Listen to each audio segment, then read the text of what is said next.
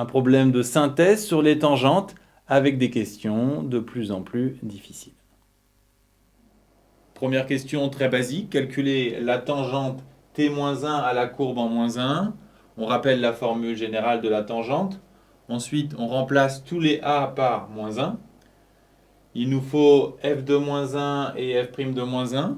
On va commencer par calculer f de -1 en remplaçant x par -1. Ensuite, pour obtenir f' de -1, on calcule la dérivée.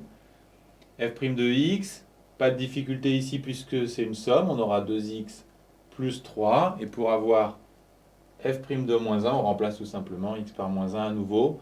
On obtient 1. Donc l'équation de la tangente f' de -1 c'est 1, on vient de le dire. Et f de -1 c'est 0. D'où l'équation. On nous demande maintenant d'étudier la position relative de la courbe et de sa tangente en -1. Ça signifie qu'on veut savoir si la courbe est au-dessus ou en dessous de la tangente. Pour ça, il faut absolument connaître la méthode. Il faut faire la différence de leurs expressions.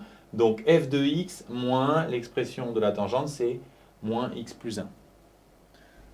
L'expression de f de x, c'est celle-ci. Moins x moins 1, on fait attention au signe. On simplifie. On reconnaît un polynôme de degré 2, on a envie de faire un delta, mais surtout pas, puisqu'il y a une identité remarquable. C'est beaucoup plus simple de la faire apparaître, ce qui nous permet de conclure que le signe est toujours positif. Pour rédiger, on met en évidence que la différence est positive. Autrement dit, f de x est plus grand que x plus 1, et donc la courbe est au-dessus de sa tangente. Troisième question. Calculer la tangente ACF parallèle à y égale 3x. La difficulté ici, c'est qu'on ne sait pas la tangente en quel point. On ne connaît pas l'abscisse A où on cherche à calculer la tangente. Pour commencer, c'est intéressant d'écrire la formule pour essayer de trouver un moyen de débloquer la situation.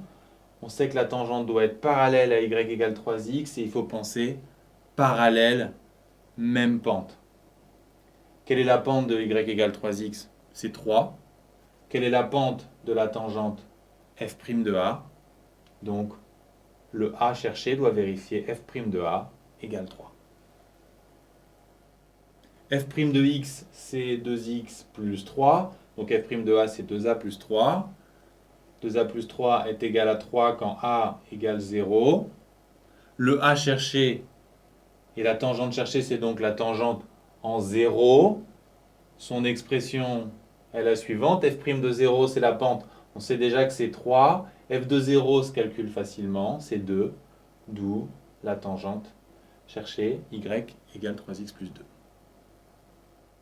Dernière question. Montrer que les tangentes t3 et t-3 se coupent sur l'axe des ordonnées. Le plan est simple.